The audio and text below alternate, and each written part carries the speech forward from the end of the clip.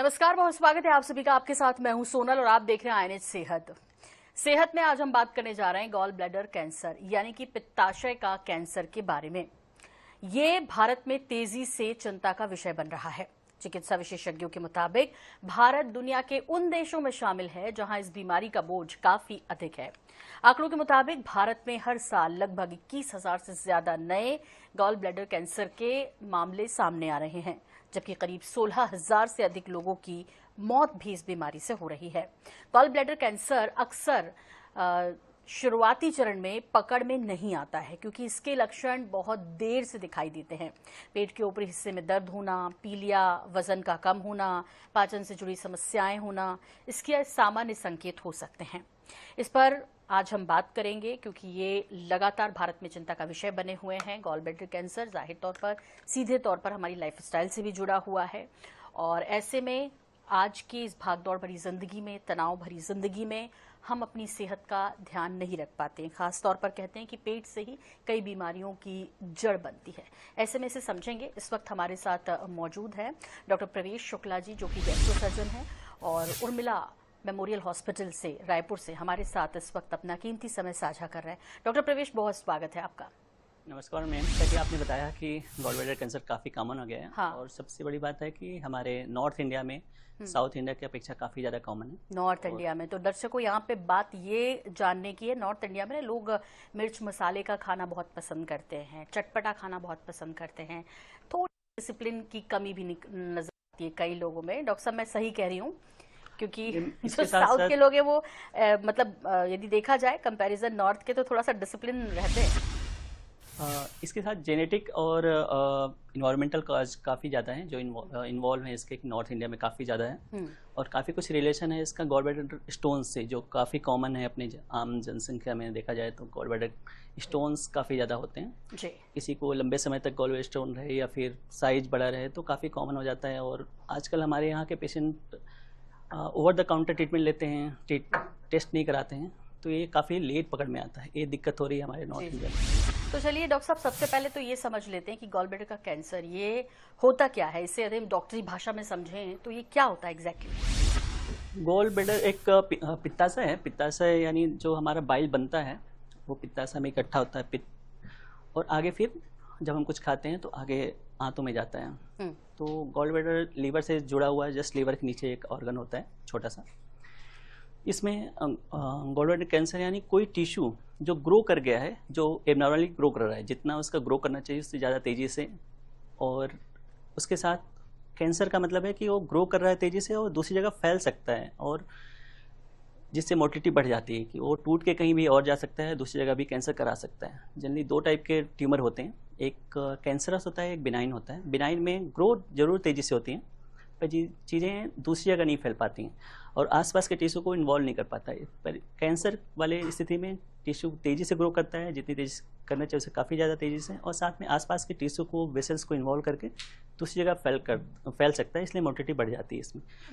तो इसमें gall bladder के कैंसर में वहाँ के टिश्यू काफ़ी तेज़ी ग्रो करते हैं और एक काफ़ी देखा जाए तो काफ़ी खतरनाक तरह का कैंसर है, जो बहुत जिसकी प्रोग्नोसिस पुअर है काफ़ी ज़्यादा, जिसमें मोर्टिलिटी काफ़ी ज़्यादा है, प्रोग्नोसिस अच्छी नहीं है। जो हमें सही टाइम पे ट्रीटमेंट नहीं किया जाए तो 6 मंथ के अंदर डेथ भी हो जाती है काफ़ी। तो डॉक्टर साहब, इसके शुरुआती लक्षण क्या होते हैं? मतलब हमें कैसे समझें कि हम गॉल ब्लैडर कैंसर की चपेट में आ रहे हैं, या इसके पहले कुछ हमें ऐसी चीज़ें होने लगती है जिससे समझना चाहिए कि यदि हम इलाज में देरी करते तो फिर हम कैंसर की स्टेज तक पहुँच सकते हैं?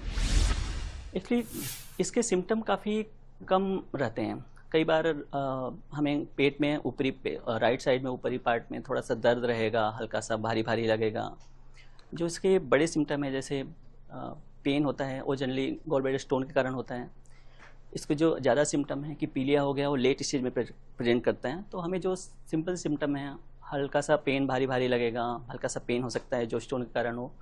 जो हम इस चीज़ को मिस कर जाते हैं तो हम इसके लक्षण को मिस कर जाते हैं। पर इसके लक्षण कई तरीके से हो सकते हैं कि अपर पार्ट में पेन है, जॉइंटिस है, पेट में पानी भर गया, भूख कम लग रही है, फीवर हो सकता है जो वो पित्त की नली को दबा रहे हैं। तो पर मेन इसके लक्षण बहुत कम होते हैं जो आम आदमी मिस कर जाता है। इसलिए इसमें हमें ये ध्यान रखना पड़ता है कि कभी भी थोड़ा सा भी लक्षण लगे तो हमें जांच करानी चाहिए, डॉक्टर के पास जाना चाहिए। जो हम ऐसा नहीं करते हैं तो हम इसको अर्ली स्टेज में मिस कर जाते हैं, जो बहुत बड़ी तकलीफ होती है आजकल हमारे हम जो पॉपुलेशन देख रहे हैं कि लेट स्टेज में प्रेजेंट करते हैं हमारे। तो डॉक्टर साहब, जैसे आपने कहा कि शुरुआती लक्षण इसके कुछ कम ही होते हैं और कुछ संकेत यदि हमें मिले हमारे शरीर से, खासतौर पर जो अभी डॉक्टर साहब ने बताए हैं, तो उस पर ज़रूर गौर फरमाइएगा। अब आगे बढ़ते हैं और इसकी जांचों के बारे में बात कर लेते हैं। डॉक्टर साहब, कौन कौन से टेस्ट ज़रूर कराने चाहिए यदि हम इस तरह की कोई भी संकेत मिल रहे हैं, तो फिर हमें सबसे पहले क्या करना चाहिए? ऐसी स्थिति में सबसे पहले हमें एक सोनोग्राफी करानी चाहिए, जो आजकल सब जगह अवेलेबल होती है। जो सोनोग्राफी में आपके गॉल ब्लैडर में थिकनेस में, मोटाई में कुछ चेंजेस लग रहे हैं, या फिर ऐसा लग रहा है कि स्टोन है, साथ में कुछ एक जगह पे या कई जगह पे थिकनेस है, या आसपास की लिम्फ नोड बड़ी है, कुछ ऐसा लगता है, तो आपको सर्जन या गैस्ट्रो सर्जन से जाके जांच करानी चाहिए। वो इस स्थिति को देख के आपको आगे की जांच के लिए करेंगे। तो कभी कभी हमें इसमें ऐसा कुछ भी लगता है तो हमें सीटी स्कैन, जो इसके लिए मोस्ट ऑफ टाइम हमें डायग्नोस्टिक होती है, हम सीटी स्कैन से इसको पकड़ पाते हैं। तो CCT, कंट्रास्ट इनहेंस CT करानी चाहिए इसके बाद। जी डॉक्टर साहब, क्या महिला पुरुषों में, यानी कभी महिलाओं में इसके ज़्यादा संकेत मिलते हैं? क्योंकि पथरी की समस्या हम देखते हैं ज़्यादातर महिलाओं को होती है, ये कितना सच है और वास्तविक कारण क्या है? काफ़ी हद तक ये सच है कि हमें गॉल स्टोन काफ़ी फीमेल्स में ज़्यादा दिखा जाता है, और गॉल ब्लैडर कैंसर भी फीमेल्स में ज़्यादा देखा जाता है। तो हम एक बोलते हैं कि फीमेल 40 ईयर की फैटी फीमेल हैं, तो हमें ज़्यादा चांस है कि उनको गॉल ब्लैडर स्टोन्स हो। और गॉल ब्लैडर स्टोन काफ़ी समय तक रहता है गॉल ब्लैडर में, तो एक इरिटेशन पैदा करता है, जिसके कारण इन्फ्लेमेशन होता है, वहाँ की सेल चेंज हो जाती हैं। सेल वहाँ की नॉर्मल सेल से हो मेटाप्लासिया, फिर डिस्प्लासिया, फिर कैंसर में चेंज हो जाते हैं। तो एक कारण यही देखा जाता है कि उनमें स्टोन्स भी काफ़ी कॉमन है, और साथ में उनमें कैंसर भी फीमेल्स में ज़्यादा कॉमन है रेदर देन मेल्स में। जी, तो सिर्फ सर्जरी इसका इलाज है या कोई अन्य इलाज से भी इसको ठीक किया जा सकता है? जो एक बार गॉल ब्लैडर कैंसर हो गया है, तो फिर उसका ट्रीटमेंट हमारे स्टेज के हिसाब से चेंज होता है। जो एकदम अर्ली स्टेज है, जिसको हम बोलते हैं कि A1 स्टेज, उसमें हम सिर्फ गॉल ब्लैडर निकाल देंगे उतना सफिशिएंट है, पर मोस्ट ऑफ टाइम उस स्टेज में हमें गॉल ब्लैडर कैंसर पकड़ में नहीं आता है। तो लेटर स्टेज में हमें साथ में बड़ी सर्जरी करनी पड़ती है, जिसमें हमें आसपास की लिम्फ नोड, साथ में 2 सेंटीमीटर के आसपास और गॉल ब्लैडर निकालना पड़ता है। ये थोड़ी बड़ी सर्जरी होती है। जो लेटर स्टेज हो जाता है तो हम सर्जरी भी नहीं कर पाते हैं, क्योंकि वो कैंसर एक जगह से दूसरी जगह फैल चुका होता है, या उस एडवांस स्टेज में होता है कि हम सर्जरी नहीं कर पाते। जी डॉक्टर साहब, जैसे पथरी होती है आजकल, तो मैम सामान्य है, उस केस में मैम हमें कीमोथेरेपी बेटर है कि हम किसी ऑन्कोलॉजिस्ट से बात करके कीमोथेरेपी स्टार्ट करें, जो लेटर स्टेज में। रेडियोथेरेपी भी होती है इसमें क्या? रेडियो तभी होता है जब हमने सर्जरी की हो, कुछ टिश्यू बच गया हो या लिम्फ नोड हो, तब हम उसमें करते हैं। मोस्ट ऑफ टाइम जो हमने सर्जरी नहीं की है, तो कीमोथेरेपी सफिशिएंट होती है, तो ऑन्कोलॉजिस्ट। डॉक्टर, लेकिन जैसे पथरी होती है तो बड़ा आजकल सामान्य इसको लिया जाता है, कहते हैं हमने लेजर करा दिया है, हमने निकलवा ली, लेकिन उसके बावजूद भी इसका संकट बना रहता है। तो ये कैसे सुनिश्चित करें कि पूर्ण रूप से जो है हम ये निश्चिंत हो जाएं कि भाई अब हमें गॉल ब्लैडर की कोई समस्या नहीं होगी, क्योंकि पथरी से हम पूरी तरह से निजात पा चुके हैं? गॉल ब्लैडर कैंसर स्टोन्स में जल्दी हम पूरा गॉल ब्लैडर के साथ स्टोन्स निकालते हैं। किडनी में हम सिर्फ स्टोन्स निकालते हैं, पर यहाँ हम गॉल ब्लैडर के साथ निकालते हैं।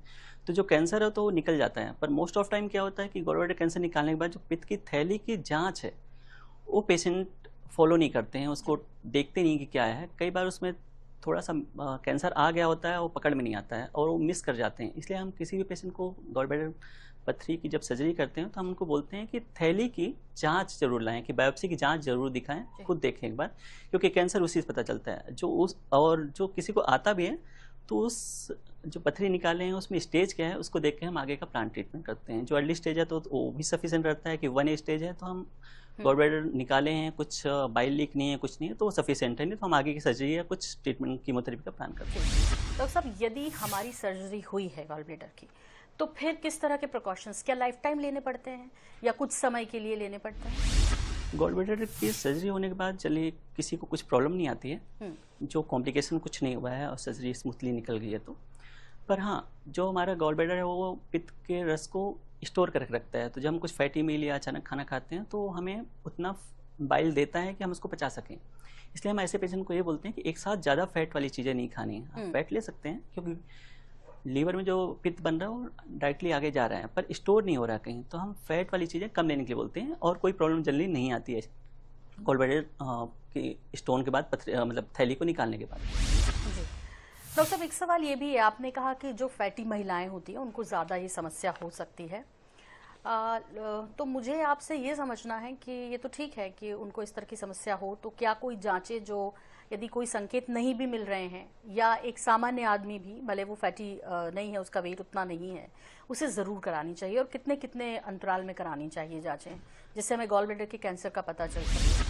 चलिए, गॉल ब्लैडर कैंसर के लिए बेसिक, आप कुछ भी ऐसा भारी भारी भी लग रहा है पेट के ऊपर वाले पार्ट में, या कुछ भी ऐसी तकलीफ लग रही है, तो एक सोनोग्राफी बेसिक टेस्ट है जो हर जगह अवेलेबल है। तो मैं यही बोलूँगा कि आपको एक बेसिक टेस्ट के रूप में एक अल्ट्रासाउंड जरूर करा लेना चाहिए आसपास से, जब भी आपको कुछ भी तकलीफ या भारी भारी ऊपर के पेट में लगता है कि राइट साइड में अपर पार्ट में आपको हल्का भी कुछ भारी लग रहा है, कभी चुभा है कुछ, तो एक सोनोग्राफी करें, उसको मिस ना करें। मोस्ट ऑफ टाइम देखा गया है कि लोग over the counter pain killer या कुछ लेकर उसको दवा लेते हैं, और जब प्रेजेंट करते हैं तो उस स्टेज में पहुंच जाता है जब हम सर्जरी ना कर पाएँ, और काफ़ी एडवांस स्टेज पहुंच जाती है। तो हमें खुद दुख लगता है कि, और ऐसा नहीं है कि सिर्फ गांव के लोग, जो पढ़े लिखे लोग हैं वो भी ओवर द काउंटर ट्रीटमेंट चला के उसको काफ़ी एडवांस स्टेज में प्रेजेंट करते हैं। जी। और ओवर द काउंटर तो हम अपने हर शो में बोलते हैं कि दवाएं बिल्कुल ना खाएं, खुद डॉक्टर बनने की कोशिश बिल्कुल ना करें।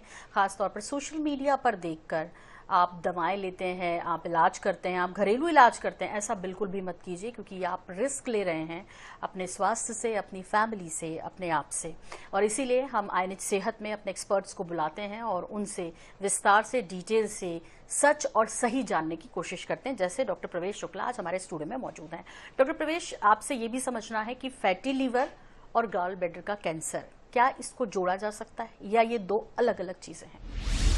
दोनों को जोड़ा तो नहीं जा सकता है, पर यह है कि दोनों के कारण काफ़ी जगह हो जाते हैं कि जैसे जैसे मैंने आपको बताया कि फीमेल फैटी 40 जो हम बोलते हैं जनरली, उनमें स्टोन के ज़्यादा चांस होते हैं। और जो फैटी पेशेंट है, चाहे वो मेल हो फीमेल हो, उनमें फैटी लीवर के काफ़ी ज़्यादा चांस होते हैं। फैटी लीवर के कई कारण हैं, जिनमें से एक कारण है ओबेसिटी, कोलेस्ट्रॉल का बढ़ना, तो उनमें से, या डायबिटीज, उनमें स्टोन के भी चांस थोड़े बड़े रहते हैं और फैटी लीवर के भी चांस रहते हैं। तो कारण दोनों के काफ़ी सेम हो जाते हैं, तो दोनों के कॉज सेम है कि आसपास हैं, इसलिए हमें एक बार सोनोग्राफी करा के हम दोनों चीज़ें एक साथ देख सकते हैं, चीज़ें पता चल जाती हैं किस स्टेज में क्या है। तो यदि आपको फैटी लीवर के इंडिकेशंस हैं, तो आपको फिर गॉल ब्लैडर का भी एक बार अल्ट्रासाउंड करा लेना चाहिए। जब हम लीवर का टेस्ट कराते हैं, अल्ट्रासाउंड कराते हैं, तो उसमें हम दोनों चीज़ एक साथ दिख जाती हैं। आजकल फैटी लीवर तो काफ़ी कॉमन हो गया है, हाँ, तो हर जगह देखा जा रहा है। तो लेकिन कई बीमारियों की जड़ है, इसलिए हम ये कह रहे हैं कि आपको अवेयर रहने की ज़रूरत है। जी। पथरी का बार बार जिक्र हो रहा है और महिलाओं में ज़्यादा हो रहा है, क्या कुछ खान पान की वजह से ये पथरी होने की संभावनाएं ज़्यादा होती हैं डॉक्टर साहब? और उसके लिए किस तरह सचेत रहने की और खान पान में मतलब सावधानी बरतने की ज़रूरत है? हाँ, खान पान से रिलेशन तो है, क्योंकि मोस्ट ऑफ जो कॉमन कॉज है कोलेस्ट्रॉल स्टोन होते हैं, जो कोलेस्ट्रॉल के ज़्यादा होने से बनते होंगे। और जो हमारा डायबिटीज है, जिसके कारण हमारा क्वांटिटी है, जिससे गॉल ब्लैडर आगे बाइल को आगे भेजता है और थोड़ी सी स्लो हो जाती है। तो डायबिटिक पेशेंट हो गए, कोलेस्ट्रॉल जिसमें ज़्यादा है, जिसमें डिस्लिपिडीमिया है, ऐसे पेशेंट में स्टोन के ज़्यादा चांस हो जाते हैं। ऐसे स्टोन के तो काफ़ी ज़्यादा कई कारण हैं, पर जो मोस्ट कॉमन कॉज देखा जाए तो ओबेसिटी एक one of the main cause है इसके लिए, कि स्टोन ज़्यादा बनने के लिए। तो वो देखा गया है कि खान पान में जो हम ओबेसिटी बढ़ रही है, और मतलब सभी जगह बढ़ रही है, वो एक कॉमन कॉज है। डॉक्टर साहब, फैटी लीवर कितने स्टेज में बढ़ता है? मतलब एक आपने कहा बड़ा सामान्य है, हमने कोई टेस्ट कराया, हमें ये लगा अल्ट्रासाउंड कराने के बाद कि भाई है, तो हम इसे ठीक कैसे कर लें, या इसके लिए भी प्रॉपर इलाज होता है, और किस स्टेज पर ये संभव हो जाता है?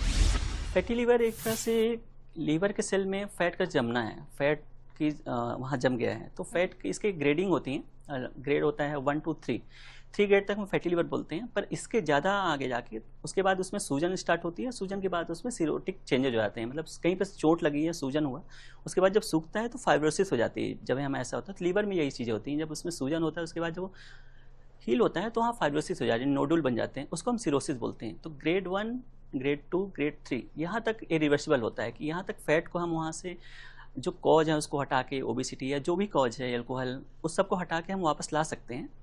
पर उसके आगे जो एक सीरोटिक चेंजेज आ गए तो उसके बाद लीवर वापस नहीं आ पाता, रिवर्सिबल स्टेज नहीं होती, तो वहाँ लीवर खराब हो जाता है, पेशेंट को प्रॉब्लम होती है, आगे जाके लीवर ट्रांसप्लांट की भी जरूरत पड़ जाती है। तो फैटी लीवर के जो कॉज है उस पर फोकस करके उसको हटाना सबसे ज़्यादा इंपॉर्टेंट रहता है। जी, डॉक्टर साहब, बच्चों में भी आजकल फैटी लीवर की समस्या देखने को मिल रही है, तो इसके क्या कारण है? आनुवांशिक कारण होते हैं, हेरिडिटी होती है, या फिर ये जो खान पान का ठीक ना होना? Fatty liver most of time environmental या हमारे खान पान से रिलेटेड होता है। हम वेट गेन कितना करते हैं, आजकल ओबिसिटी बच्चों में भी काफ़ी ज़्यादा बढ़ गई है, इसलिए फैटी लीवर भी काफ़ी ज़्यादा देखा गया है उनमें। तो शुरुआत से उनमें डायबिटिक काफ़ी जल्दी एज में देखा गया है, ओबिसिटी काफ़ी देखी गई है, इसलिए फैटी लीवर भी काफ़ी अर्ली एज में भी देखा जाने लगा है। वैसे भी देखा जाए तो हमारा एक ओवरऑल टेस्ट जानकारियाँ बढ़ी हैं, तो हमें ज़्यादा पता चल पाता है कि लोग फैटी लीवर से ग्रसित हैं आजकल। तो खान पीन most of time main cause होता है फैटी लीवर। तो लाइफस्टाइल को अच्छा रखना सबसे ज़रूरी है, जैसे कि डॉक्टर प्रवेश बता रहे हैं। डॉक्टर प्रवेश, लाइफस्टाइल अच्छी रखिए, कहते हैं कि योग कीजिए, एक्सरसाइज कीजिए, जिम जाइए, ये सब ठीक है। फैटी लीवर के इलाज की बात करें तो ये किन किन तरह से होता है? जब आपने तमाम स्टेज के बारे में बताया, तो मैं जानना चाहती हूँ हमारे दर्शकों के लिए कि इलाज किस किस तरह से होता है इसका? इसका कोई प्रॉपर इलाज नहीं है, एक तरह से फैट जमा हो गया है, आपको उसको कम करना है। तो मेन हमें फोकस रखना है फैटी लीवर में, जब तक वो सिरोसिस नहीं हुआ है तो मेन हमें फोकस रखना है कि उसके कॉज को हटाना है। मोस्ट ऑफ टाइम मेल में देखा गया है कि alcohol most of time main cause होता है, तो हमें अल्कोहल बंद करना है। या फिर मेटाबॉलिक कॉज हैं जो नॉन अल्कोहलिक वाले होते हैं, नॉन अल्कोहलिक कॉज, जैसे उसमें ओबेसिटी हो गई, डायबिटीज हो गया, लिपिड बढ़ गया है, हाइपरटेंशन है, तो इस कॉज को हमें हटाना है। तो जब हम इस कॉज को हटाते हैं तो फैटी लीवर अपने आप स्लोली डिग्रेड करता है। तो हमें डाइट में, एक्सरसाइज में ये चीज़ें करके हमें ओवरऑल वेट कम करना है और फैटी लीवर लॉस हो जाएगा, जो अल्कोहल कॉज नहीं है। जो अल्कोहल कॉज है, सबसे पहले मेन फोकस करना पड़ेगा, आपको अल्कोहल बंद करने पड़ेगा। जब तक आप उसको बंद नहीं करेंगे तो फैटी लीवर नहीं जाएगा, वो बढ़ता जाएगा और आगे जाके वो सिरोसिस में चेंज हो जाएगा, जो सिरोसिस रिवर्सिबल नहीं होता, जिसमें आपको आगे जाके ट्रांसप्लांट भी कराना पड़ता है। आपसे ये भी समझना है कि आजकल सोशल मीडिया पे बड़ा कंटेंट है इससे जुड़ा कि फैटी लीवर है तो आप ये खा लीजिए, घरेलू इलाज ये कर लीजिए, इससे आपका लीवर एकदम क्लीन हो जाएगा। डॉक्टर प्रवेश इससे कितना इत्तेफाक रखते हैं और इसको कितना और किस हद तक माना जाना चाहिए? क्योंकि आमतौर पे हमारे भारत में धारणा ये है कि जो इलाज हमारे घरेलू मसालों से जुड़ा है या कुछ ऐसी चीज़ें जिनसे कोई साइड इफेक्ट नहीं होते, उन्हें लेने से कोई तकलीफ नहीं हो सकती। एक डॉक्टर होने के नाते लोगों को आप सतर्क करना चाहेंगे, अवेयर करना चाहेंगे कि किस हद तक किसी भी दूसरी पद्धति का, खासतौर पे लीवर के संबंध में, उसका इलाज किया जाना चाहिए जो बता रहे हैं उस हिसाब से, या कहें सोशल मीडिया पर देखकर? मैं एक चीज़ तो कहना चाहूँगा, किसी भी चीज़ का इफेक्ट है तो साइड इफेक्ट कहीं ना कहीं होगा आपको, तो कोई भी चीज़ ब्लाइंडली फॉलो नहीं करनी चाहिए, और जिस चीज़ का आपको एकदम पता नहीं है तो नहीं फॉलो करनी चाहिए। और फैटी लीवर एक ऐसी चीज़ है जिसका कोई रामबाण इलाज नहीं कि इसको करेंगे और चीज़ें ठीक हो जाएंगी। मेन जो है आपका कॉज है, जिसके कारण हुआ है, उसको आप हटाएंगे तो रिवर्सिबल कॉज है। जितने बाकी चीज़ें हैं जो हम भी देते हैं एलोपैथी में भी जो है, वो सिर्फ सपोर्टिव है, आपको सपोर्ट करेंगे, पर वो उसको पूरी तरह से ठीक नहीं कर पाएंगे जब तक आप अपने कॉज को नहीं हटाओगे। और जो बाकी दवाइयाँ हैं, आयुर्वेदिक दवाइयाँ कुछ, या फिर कोई बाहर से जड़ी बूटी खाता है या घर के नुस्खे हैं, उनके अभी तक कुछ ऐसा श्योर शॉर्ट कुछ भी ऐसा नहीं कि आप इसको लेंगे तो चीज़ें ठीक हो जाएंगी। पर हाँ, कुछ डाइट पे ज़रूर आप फोकस करके कि जो आपकी चीज़ों को बेटर करे, जो आपकी हेल्दी डाइट है उसको फॉलो करके आप ज़रूर कर सकते हैं। पर कुछ और मैं आपको सलाह नहीं दूंगा कि आप उसको लें जो बाहर की प्रिस्क्रिप्शंस हैं और या फिर जड़ी बूटी हैं, कि उससे आपका चीज़ ठीक हो। उससे कई बार हमने देखा है कि लीवर और ज़्यादा ख़राब होके आते हैं लोगों के। तो मैं उस चीज़ को तो आपको मना ही करूँगा कि आप बिना जानकारी के, बिना चीज़ों के ना लें, क्योंकि जिस चीज़ का भी आप इफेक्ट बोल सकते हैं तो साइड इफेक्ट कहीं ना कहीं होगा। तो ये बहुत अच्छी बात डॉक्टर साहब ने कही है कि जिसका इफेक्ट है, मतलब आप प्रभावित हो रहे हैं कि ये इफेक्टेड होगी आपके फैटी लीवर को कम करने या आपकी अन्य बीमारियों को ठीक करने, तो ये भी जान लीजिए कि उसका कहीं ना कहीं साइड इफेक्ट हो सकता है। किन परिस्थितियों में हो सकता है? क्यों? क्योंकि मनुष्य का शरीर 3 तरह से, वात, पित्त, कफ, इससे बना हुआ है और उसकी तासीर अलग अलग है। किसी में वात की अधिकता होती है, किसी में पित्त की अधिकता होती है, किसी में कफ की। एक डॉक्टर ही जान सकते हैं, चाहे वो किसी भी पैथी से आते हों। तो भाई खुद से डॉक्टर बनने की कोशिश ना करें, आपके शरीर को बेहतर तरीके से एक अच्छा एक्सपर्ट ही समझ सकते हैं। इसलिए जो सोशल मीडिया पर दिखाया जा रहा है वो सबके लिए नहीं है। हम बार बार अपने इस कार्यक्रम में ये कहते हैं आपसे कि आईएनएच सेहत में इसीलिए हम डॉक्टर को बुलाते हैं और जो सही सलाह है वो आप तक पहुंचाते हैं। डॉक्टर साहब, आपसे ये जरूर समझना चाहेंगे कि उर्मिला मेमोरियल हॉस्पिटल में मरीज क्यों आए इलाज कराने के लिए? ऐसी क्या बेहतर सुविधाएं आप अन्य हॉस्पिटल्स के अलावा दे रहे हैं कि पेशेंट यहाँ पर ठीक हो? उर्मिला हॉस्पिटल अभी आपको सभी तरह की इमरजेंसी सर्विसेज प्रोवाइड कर रहे हैं। जो इंस्ट्रूमेंट हैं जो सर्जरी के लिए चाहिए, जो जनरल और जगह नहीं होते, छोटी जगह पे नहीं होते, तो वो सभी सुविधाएं हैं। साथ में इमरजेंसी सर्विसेज सभी हैं आपके पास। ओटी सर्विसेज काफ़ी अच्छी हैं, आप उनको देखेंगे तो कंसल्टेंट काफ़ी सभी तरह के कंसल्टेंट वहाँ अवेलेबल हैं। आपको किसी भी तरह है तो दूसरी जगह नहीं जाना है, वहाँ पे एक ही छत के नीचे आपको सब सुविधाएं मिल जा रही हैं। और जितने कंसल्टेंट हैं, जितने वहाँ फिजिशियन हैं, सर्जन हैं, सब काफ़ी एक्सपर्ट हैं, काफ़ी एक्सपीरियंसड हैं वहाँ पे। तो मुझे लगता है वहाँ जाने के बाद आपको सेटिस्फेक्शन लगेगा। वहाँ सुविधाएं इतनी हैं, ओटी के अंदर आपको देखोगे तो जो सुविधाएं और कहीं नहीं हैं, और वहाँ पे भी सुविधाएं काफ़ी ज़्यादा आपको मिल जाती हैं, जो आपको इतने ज़्यादा आपको कास्ट इफेक्टिव है। देखा जाए तो कॉस्ट भी आपको इतना ज़्यादा लगेगा और आपको सुविधाएं सब मिल रही हैं। तो मुझे लगता है इसलिए आपको वहाँ विजिट करना एक फ़ायदेमंद है। डॉक्टर साहब, आप घड़ी की सुइयां इशारा कर रहे हैं कि इससे ज़्यादा वक्त हमारे पास नहीं है, लेकिन आखिरी सवाल आपसे ज़रूर पूछूंगी। और मैं हमेशा अपने कार्यक्रम में डॉक्टर से टिप ऑफ द प्रोग्राम लेती हूँ, या कहें कि हम चूंकि लीवर की बात कर रहे हैं, तो ऐसे में एक अच्छी डाइट क्या हो सकती है हर एक सामान्य व्यक्ति के लिए, जो आप यहाँ बताना चाहेंगे, या कोई आप टिप देना चाहेंगे? मैम, डाइट के लिए मैं लीवर के लिए देखा चाहूँगा तो फैटी लीवर के लिए देखा जाए तो आपको जो नहीं लेना है उनमें से आपको एल्कोहल जो आप ले रहे हैं पूरी तरह बंद करना है। सेचुरेटेड फैट जो है, चाहे वो घी हो चाहे कोई भी ऑयल हो, ऑयल किसी तरह से भी ज़्यादा लेना हानिकारक, चाहे वो घी हो या कोई और हो। जो आप ले सकते हैं ऑलिव ऑयल है, जिसको ज़्यादा वो मतलब ज़्यादा गर्म नहीं करना है, उसको ले सकते हैं। या फिर मैदे वाली चीज़ें, उसको आपको नहीं लेना है। मैदा हो गया, एल्कोहल हो गया, नमक कम लेना है, शुगर कम लेना है खाने में। और आपको एक लेने में क्या लेना है आप मैं बताना चाहूँ तो आपको नट्स जो हैं, चाहे वो अखरोट हो चाहे वो बादाम हो, अच्छी चीज़ें हैं आपके लीवर के लिए। आपको हरी सब्जियाँ, हरे फ्रूट्स, जूस की जगह आप फ्रूट्स प्रीफर करें जिसमें आपके फाइबर भी जाते हैं। फाइबर रिच डाइट लें आप। प्रोटीन वाली चीज़ें ज़्यादा लें जो हमारे नॉर्मल डाइट में कम रहती है, वो मैं आपको प्रीफर करूँगा।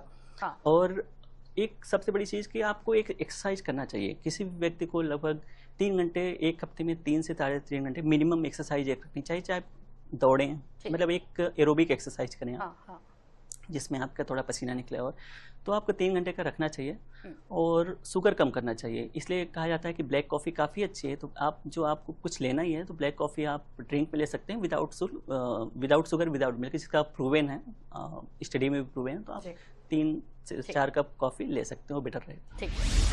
तो भाई, बहुत सारी चीज़ें तो हम जानते हैं कि हमें अपनी अच्छी लाइफ स्टाइल के लिए, हेल्दी लाइफ स्टाइल के लिए करना है, पर हम करते नहीं हैं।